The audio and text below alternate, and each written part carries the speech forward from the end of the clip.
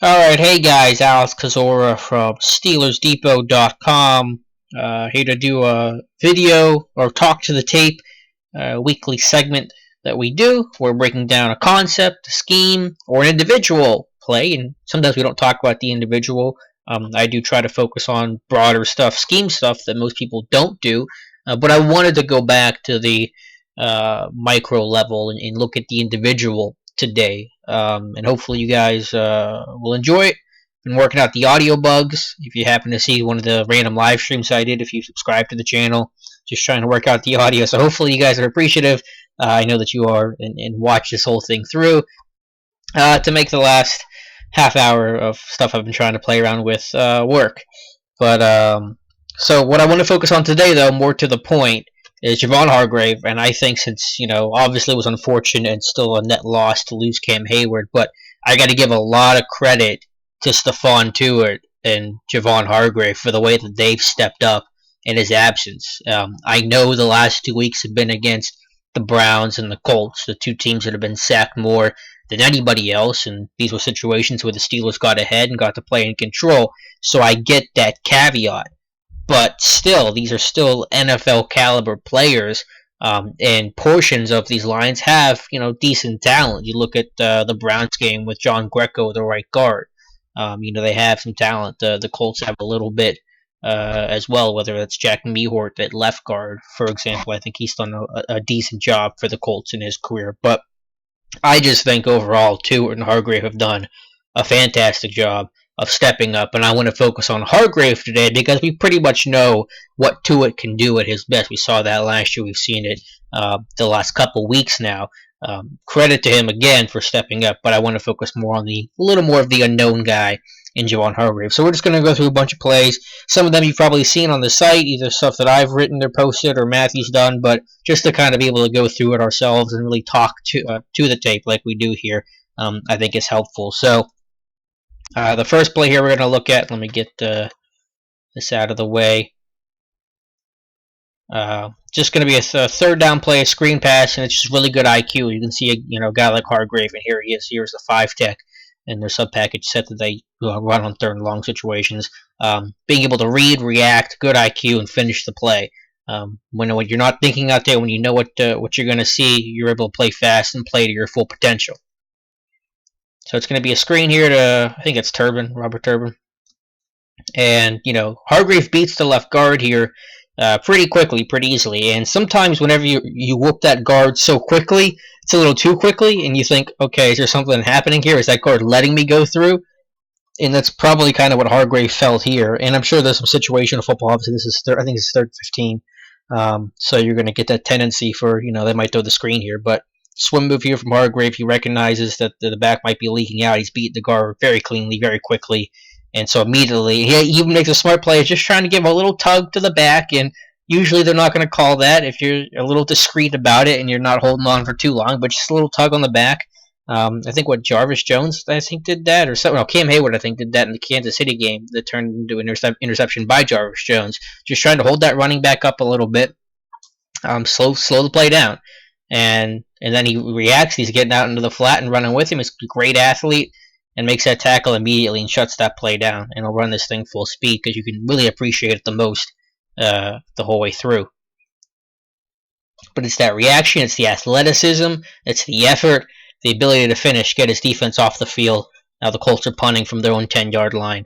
Steelers are going to have great field position here. I think they end up at their 48-yard line. So those are plays that, being able to put your offense in a great situation. It's not a turnover, but it's a splash play in the sense of you've given your offense the football in fantastic field position, and the chance for them to go down and produce points. And that's what they do. The Steelers go down and score on this drive. And part of that is because of the great field position, and part of that is because of the play of Javon Hargrave. So next play we want to go to is the Colts' next drive. This isn't probably the most spectacular play. It's a pretty play, but it's not going to be this super duper highlight reel. But I think it's the job of the nose tackle. He's going to be lined up as a traditional, really zero tech. He is head up on the center, Harrison at this point, and their base 3-4, and it's going to be just a power run. and you're going to get the center coming in, and the right guard comes down. Now, the right guard probably shouldn't have worked to him, but you're going to attract that double team. Hargrave stays square, shoulder square, on his feet, hold the point of attack. The double team comes, he's going to free up the linebacker now. Lawrence Timmons free to fill the B gap and makes a tackle, and Tua gets off the block as well, and Hargrave gets in there late as well. So free up, drop the nose tackle, very classic stuff, is attract the double team, free up the linebacker. That's how you're going to stop the run. Keep those linebackers clean, let them have vision of the football, don't have to worry about working off blocks and taking angles and ducking under guys and wasting time. Just play free, play fast, play smart, and you're going to make some impressive plays. And that's what Hargrave does here. He does his job, and it frees up Timmons to do his job and make the play. So nice job all around. Good job by Tua to get off the block of the tight end as well. That's an easy one to do against Dwayne Allen. So classic stuff there for a 3-4 nose tackle. So you're seeing it playing the end, the 5 tackle in that first clip, playing the nose tackle here, doing his job on both. Let's get into a little bit of pass rushing now. Kind of the main reason why he was drafted, because he was so incapable of getting after the quarterback. This is just 2 plays later. This is 3rd and 9 to get off down. Colts a little bit of a drive. They got decent field position. First down here puts them in Steelers territory, and they actually end up converting. But it's no fault of Hargrave here. Lined up here this time, basically the 3 tech. Maybe lined up more on the guard here. I guess 2 would be more as the 3. This is more the I guess you would say literally 2 tech he's set up. But he's not the traditional 1 right now. He's going to work after getting after the quarterback. It's a nice outside step, and then just power and leverage on the center. Watch that leg drive, the arm extension. Hands inside, nice tight hands, get into the chest of the center, drive him back into the pocket, collapse that pocket, force a tough throw. Now, Tolzien makes a great throw here. Credit to Scott Tolzien for being able to rip some of those. He did really a great job of throwing outside the numbers, but, Hargrave does a nice job. Great power, leverage, collapse that pocket. It's a chance to get sacked, chance to get pressure. And I just love that burst that he has. Watch that little outside step he gets, stepping on his that first step there with his right foot, his outside foot, and then just explode through. It's almost like that speed Bulrush that James Harrison has perfected, and it's being done by Javon Hargrave. 1 step, outside foot, power, drive, leverage, keep working, finish the play, collapse the pocket. That's a fantastic job. That's a really impressive rush. And, Hargrave was a guy that had great hand use and can get around guys, but I wanted to see the power. Can he have a successful bull rush? Can he hold the point of attack against double teams versus the run? And I think he's starting to show both.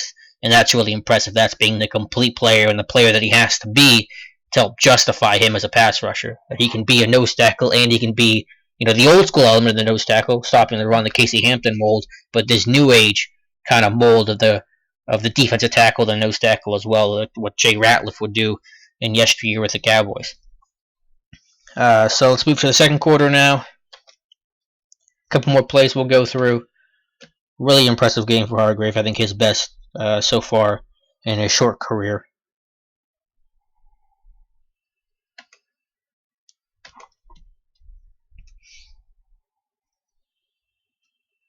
And our end zone angle again, head up on the center. Part of their shift that they're doing. A lot of different looks here in sub-package football. And look at that, quick hands. Nice punch with the outside hand. Swim over.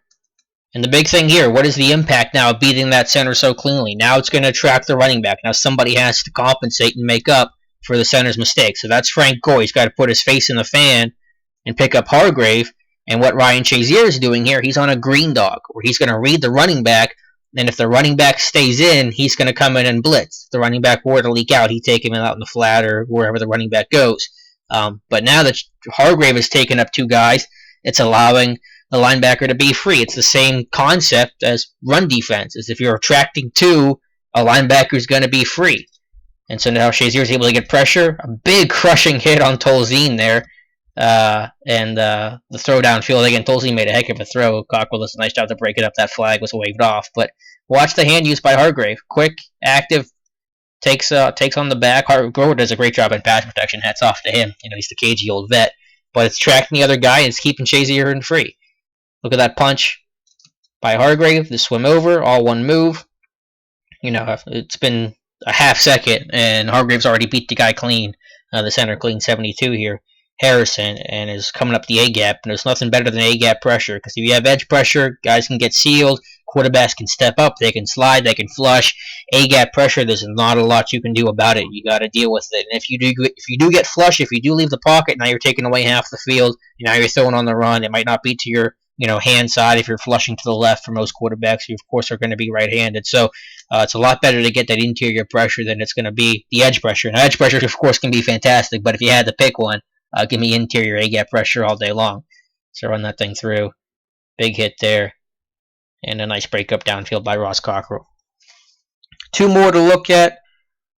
I think one I accidentally showed at the beginning of this video, but definitely did not talk about it. Back to the run defense here. Just athleticism, balance, staying on his feet. So important for nose tackles to stay on their feet. Any defensive lineman on these zone schemes. Zone schemes work when defensive linemen are on the ground and they get out of their gap, they lose their gap. Linebackers have to compensate. We hear about linebackers over pursuing, but a lot of times it's just because they get screwed because linemen are on the ground or in the wrong gap, and the linebackers are in a lose-lose because in these zone schemes, they're reading the hats of the linebackers and the defensive linemen. They're supposed to put the linebackers in a lose-lose. They're always going to be wrong. You're reading them and reacting based on what they do. So you got to stay on your feet. Look at the Cowboys game. Some of the big runs, especially the one late, including Hargrave, the Ezekiel Elliott game-winning touchdown. Guys off their feet. Hargrave on the ground. Shazier ended up on the ground. It's going to create problems. That's what creates your cutback lanes. So zone scheme here for the Colts, all flowing to the right, to the strong side of the formation. And they're going to try to get the left guard here to kind of reach and cut Hargrave. And Hargrave does a great job of being able to stay on his feet. He's not going to the ground, getting up right away, getting vision to the football. And Gore thought he was going to have maybe the cutback lane here. Also good penetration by Tuitt, kind of really forced his hand. But now Hargrave stays on his feet. Linebacker's clean as well. Hargrave chipping in on the tackle. We'll run that thing kind of full again. Tuitt does a nice job there to force the cutback, but Hargrave's got to stay on his feet. And he does. And it's a loss in the play. And Hargrave gets credit for, I think, a half tackle here. But, just trying to cut him, be able to stay on his feet, have that balance, athleticism. It's tough for 300 pounds to stay up in the air when someone's trying to take out your legs. And I think Hargrave's ability to do that, stay with the play, like the left guard was never even there, is really impressive. Shazier, of course, coming in free again. Linebackers free. Guys taking on their blocks. Letting linebackers play fast and clean and get in there and do what they do best.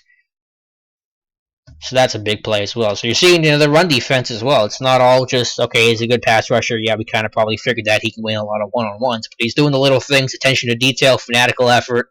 A lot of improvement across the board from Javon Hargrave. It's extremely impressive for such a young guy making the jump from South Carolina State to do that. So the last one I want to look at, you guys probably know this well, the sack that he had. His second career sack, back-to-back games. Look at that hit by Mike Mitchell, by the way. That's a nasty blow. It's right here. And it's just a nice effort play. We get a little bit of everything. We get some hand use, get some athleticism, some effort. And, we'll check it out here. Again, 5-tech, sub-package stuff on second and medium, I think this was. I think it was second and medium.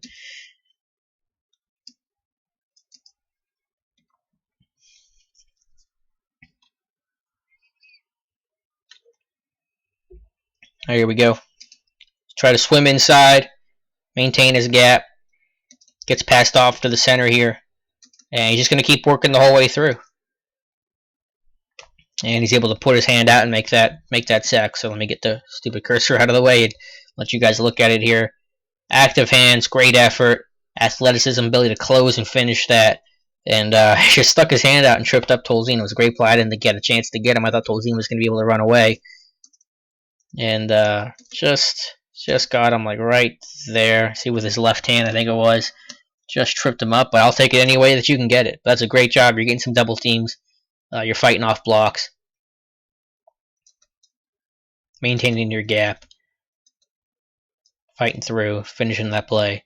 Really impressive stuff from Javon Hargrave. And it's going to be tough, and there's not going to be every game where he's going to be this dominant. Again, the Colts line was pretty rough shape when they lose their center, Ryan Kelly. Almost the second or third play of the game, so that stretches yourself even more. You're on a short week, yada yada. But you take advantage of the matchup. You beat the guy that you're facing, and that's what that's what Hargrave did. So hats off to him. A lot of improvement. Again, Tuitt and Hargrave have really stepped up in Hayward's absence, and his Steelers defensive line is certainly going to need it the rest of the way. So hopefully you guys got a little clearer look at what Javon Hargrave did. I'm sure most of us knew and understood that he had a good game, but now you can see some of those specifics and some of the underrated plays as well that isn't going to be talked about as much. Not the sack's going to be talked about, but him staying clean on a cut block and staying on his feet and helping to flow down the line and make the tackle, probably not going to be talked about as much. Now we get a good look at it here with the coach's tape and really showing Hargrave becoming a complete player. And he's got to avoid that rookie wall, of course, though he hasn't played a ton this year. He's finally getting some serious play time, but it's promising for now, the present, and the future as well. So thank you guys for watching. Be sure to follow us throughout the rest of the week as we get you ready for the Giants game. And follow myself, Dave Bryan, Matthew Marksy, the rest of our crew. Be sure to check out our mailbag Thursday, today, or tomorrow, depending on when you're watching this, on Steelers Deep or our live chat. Always a good time talking to you guys. And if you have any questions about Hargrave, you can certainly ask it in the comments in this video or in that mailbag, however you can reach me. I will be sure to answer. So thank you guys for watching, and we will talk to you soon.